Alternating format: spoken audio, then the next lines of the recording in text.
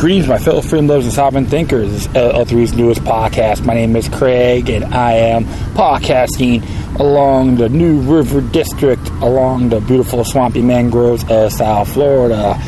And today I'm going to read or narrate a nice little opinion article written by Maya Shenwar from the New York Times, which was transferred via truthout.org. And even though they said they're progressive, but they have some really good articles and writers as well. Always have to observe responsibly. And today, this one Maya wrote in the New York Times is entitled "Mandatory Minimum Gun Laws Steal Lives." It's in Chicago. In May of 2002 to be exact, forgive me, a 23-year-old man named Michael Brandon Schuler was sentenced in federal court to 15 years in prison for illegally possessing a gun, something that even the prosecutor acknowledged was a rather banging act. Mr. Schuler's lengthy sentence may be cruel, but sadly it wasn't unusual. It came courtesy of the Armed Career Criminal Act, a federal law that carries a mandatory minimum sentence of 15 years of people who possess a gun and have 3 prior convictions for certain crimes. These crimes include drug offenses and violent crimes, a category that encompasses a range of charges such as breaking and entering that may involve no actual physical violence. The latter situation was the case with Mr. Schuler. At 18, have grown up in a poor Appalachian town in Virginia and struggled with mental health problems. He broke into several schools to steal prescriptions for pills to which he had become addicted. He was arrested and convicted on charges of larceny and breaking and entering. The sentencing judge described Mr. Schuler's crimes as non-violent. He served about a year in jail. Then when Mr. Schuler was 22, his mother died in the car accident and he inherited from her a pistol and shotgun. After he picked them up, he visited someone whose home was raided while Mr. Schuler was present by members of the local sheriff's department looking for drugs. They happened upon Mr. Schuler's gun, and several months later, Mr. Schuler was questioned by the Bureau of Alcohol, Tobacco, and Firearms and Explosives, also known in acronym BATFE. He was eventually arrested and charged with violating the Armed Career Criminal Act. Because his prior offenses counted as violent crimes under the law, the judge had no option but to sentence him to 15 years. We are accustomed to hearing about exorbitant mandatory minimum sentencing for drug offenses, but similar sentencing for gun possession is less frequently mentioned, though its effects are often just as devastating, especially for poor people and people of color. In fact, a black person is nearly twice as likely to face a mandatory minimum carrying charge than a white person who is prosecuted for the same conduct. When judges combine mandatory sentences for relatively minor non-violent charges, people convicted of gun possession offenses can receive prison terms lasting decades. In Texas in 2006, Dejarion Echols, a young black college student with no prior conviction, was sentenced to 20 years in federal prison, 10 years thanks to a minimum for possession of a small amount of crack cocaine, 40 grams, and 10 more years thanks to the mandatory minimum for possession of a firearm in a connection with a drug trafficking case. This is one of those situations where I'd like to see a congressman sitting before me, the sentencing judge said in evident frustration. Federal law is not unique in its use of minimum gun sentencing. Many states require mandatory sentences for illegal firearm possession and possession of a firearm during a felony. In New York, having an illegal firearm will get you at least 3.5 years behind bars. A similar penalty was recently deemed cruel and unusual punishment.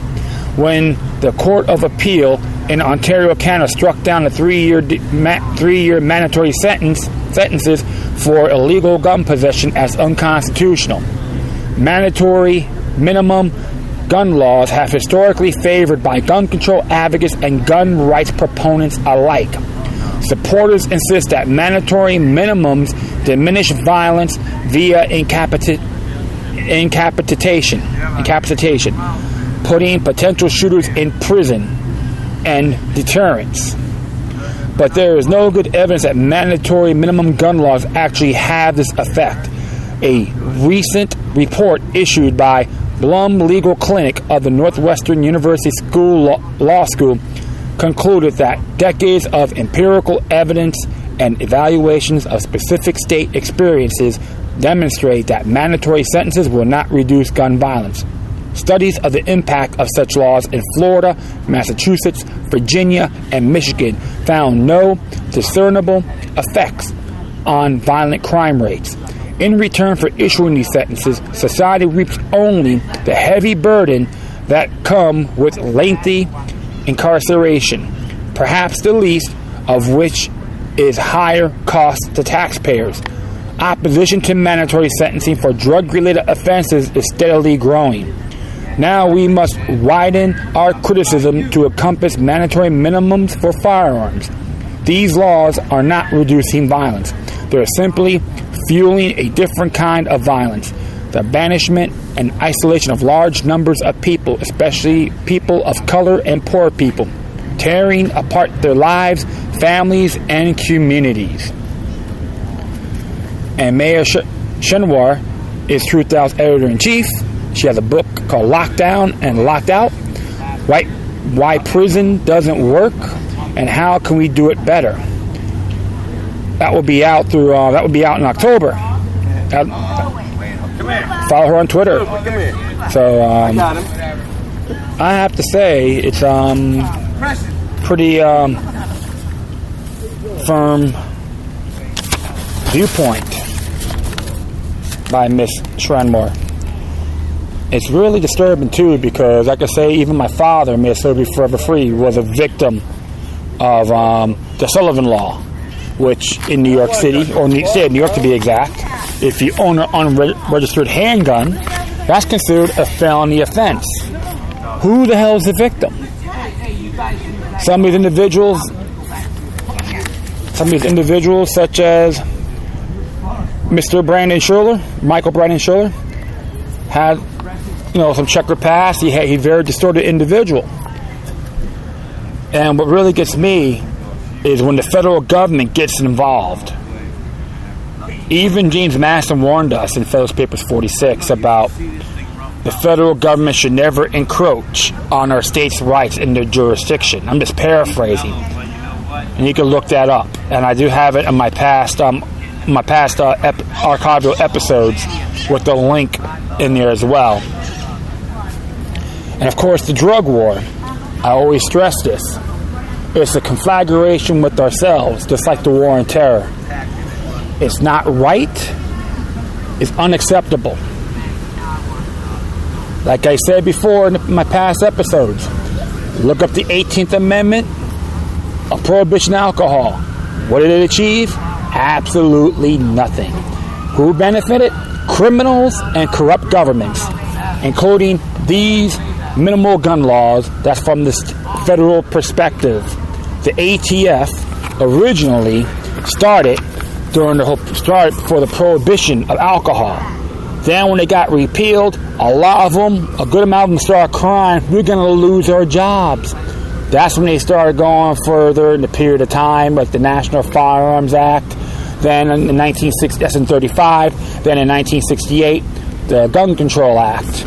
And what their excuse was the assassinations of both Kennedys and Martin Luther King because of freedoms to own firearms. Irrelevant. So, those are the ones who are benefiting. They want to see how many people they can throw in prison for victimless crimes. And that's how I look at it. So, on the other note, I do agree we need to focus and work on these bogus minimum gun sentencing, because I live in the state of Florida and we have those as well. And I believe the federal government, in my observation, can be involved. Like, if you don't honor this law, we're not going to give you any funds. Ooh, where's the money come from? You and I. Not from Washington, but you and I. And I do see these laws unjust. And here's a great quote I got from Monticello.org on what Thomas Jefferson has to say. If a law is unjust, a man is not only right to disobey it, he is obligated to do so. So that's how I see it. And I will post this on my Spreaker page as soon as possible. And I do thank you for your time. And all you folks can hit me on Facebook, Twitter, Google+, Tumblr, and YouTube. Give me your comments, thumbs up, thumbs down, middle fingers. Commend me, criticize me, that's all good. But have your information to back it up. And I say this, share your input with the links to back it up. You know, we all all have a healthy dialogue. All right, my friends, I'm going to let you go. And as always, demoniac resistance is healthy for the soul and can liberate societies. Till next time, take care of yourselves. Keep on spreading the love, and may your guardian spirits be with you.